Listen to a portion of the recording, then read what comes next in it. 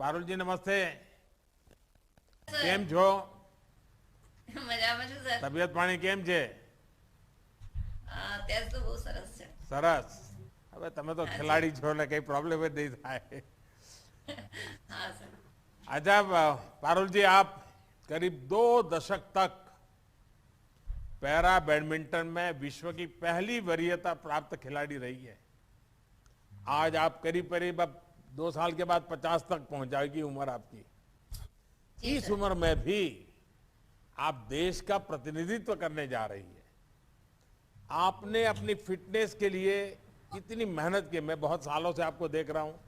मैं जब गांधीनगर में था, शायद साल में 4-6 बार आपसे मिलना होता था, तो मुझे मालूम है कि आप कितने परफेक्शन के साथ मेहनत करने वालों में से हैं. फिर भी मैं चाहूंगा कि देश जरा जाने आपके विषय में.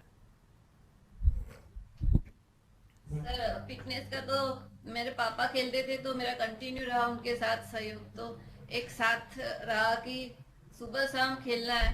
बचपन से लेके एक आदत जैसे हमारे अच्छी आदतें डालते हैं उसी तरह पापा ने डाली थी. भाई बहन खेलते थे उनके साथ शुरुआत हुआ था. और एक लक्ष्य ऐसा था कि अच्छा और हेल्दी रहना है, जीतना है सबको. ऐसा मोटिव स्टार्टिंग में नहीं था. बस मैं हेल्दी रहूं, अच्छी रहूं. मम्मी हमेशा वही बोलती थी, अच्छे खाओ और मेहनत करो, कसरत करो. ऐसा कुछ करो कि जैसे आपका शरीर अच्छा रहे, किसी पे आपको डिपेंड नहीं करना पड़े. तो मैं तो उसी कारण बैडमिंटन स्टार्ट हुआ था मेरा. और उसके बाद खेलती गई तो जीत भी आती गई.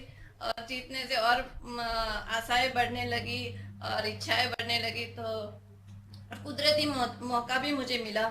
मैं एबल बॉडी में खिली, उसमें मुझे फिर स्पोर्ट्स कोटा में जॉब मिली. तो 2002 में फर्स्ट टाइम मुझे पता चला कि पैरा बैडमिंटन भी खेला जाता है. एथलेटिक्स होता था पर मुझे एथलेटिक्स से ज्यादा बैडमिंटन में था. मैं कभी कभी एथलेटिक टूर्नामेंट में चली जाती थी, खेल लेती थी नेशनल तक, आगे इंटरनेशनल भी गई. लेकिन ज्यादा उसमें नहीं इंटरेस्ट था. तो मैं बैडमिंटन में ही फोकस करना चाहती थी. तो मुझे मौका भी मिला कुदरत. जब उस टाइम पे मौका मिला कि जनरली सभी बैडमिंटन प्लेयर्स छोड़ देते हैं खेलना, टूर्नामेंट्स खेलना.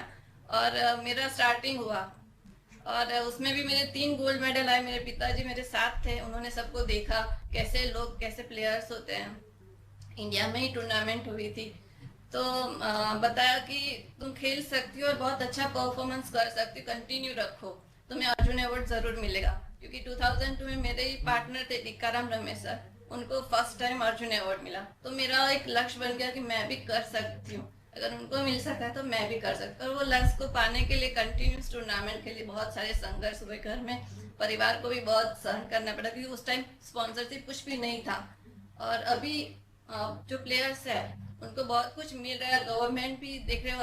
अभी मेरा नाम भी टॉप से में आ गया. तो मैं अभी और भी टूर्नामेंट्स जैसे अभी तो मैं फर्स्ट टाइम ओलंपिक पार्टिसिपेट करूंगी. जो मेरा लक्ष्य था कि मैं ओलंपिक में 3 गोल्ड मेडल लाऊं, सिंगल डबल और मिक्स, जो मेरी तीनों इवेंट है जो 2002 में मैंने जीता है ऑलरेडी. मैंने 4 वर्ल्ड चैंपियनशिप जीती है, एशियन गेम्स, एशियन चैंपियनशिप, सारी टूर्नामेंट्स में मेडल्स लाए. अभी एक ओलंपिक बाकी है मेरा. और मेरे पिताजी ने बोला कि मैं जीत सकती हूँ ओलंपिक. तो मेरा वो लक्ष्य बन चुका है. तो मैं यही चाहती हूँ कि मैं उस लक्ष्य को पूरा करूँ. और जब तक पूरा न करूँ तब तक थामूं नहीं. पारुल, मैंने हमेशा आपके भीतर की जो ये जिद है ना, वो ने देखा है. और मैं तो जानता हूं आपके पिताजी भी एक बहुत शानदार खिलाड़ी रहे हैं. और आपके जीवन में, क्योंकि जब भी मैं आपसे मिला हूं मैंने देखा है कि आपकी यात्रा में आपके पिताजी का बहुत बड़ा रोल रहा है, क्योंकि वो स्वयं खिलाड़ी थे. आपको इन दिनों इतने बड़े लक्ष्य की ओर जा रही हो और संकल्प लेकर के निकल रही हो, तब क्या लगता है? पिताजी के कौन से संदेश फिर से आपको याद आ रहे हैं?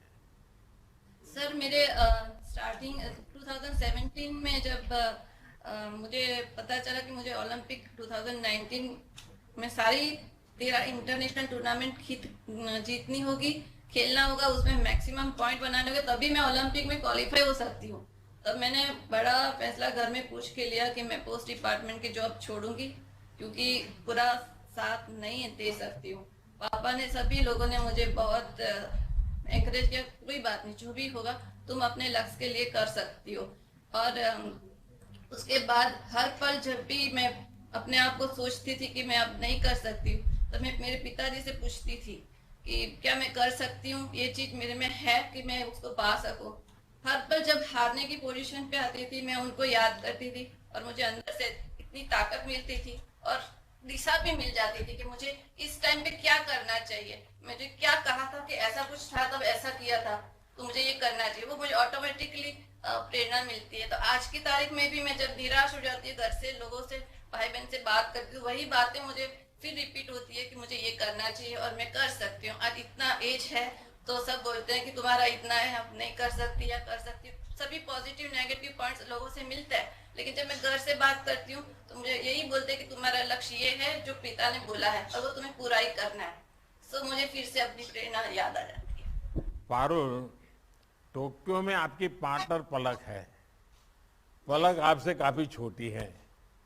आप उससे कैसे तालमेल बढ़ाती है, क्योंकि आपको भी बहुत एनर्जी लगती है और पलक के पास एनर्जी बहुत है, तो ये जोड़ी कैसे हिट होती है?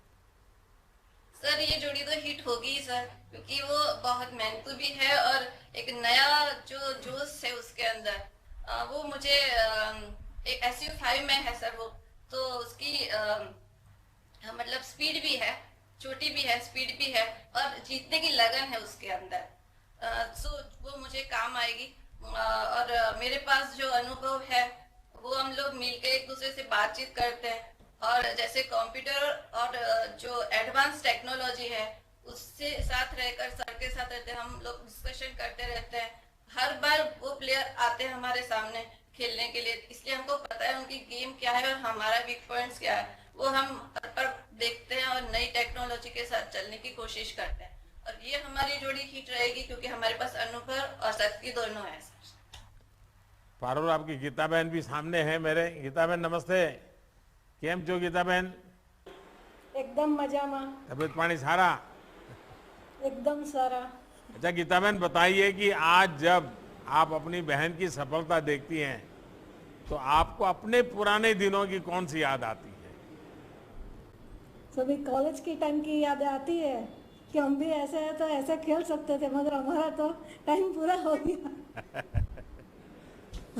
आप तो पूरा परिवार खेलने वालों में से हो। हाँ, मगर मैंने शादी कर ली ना।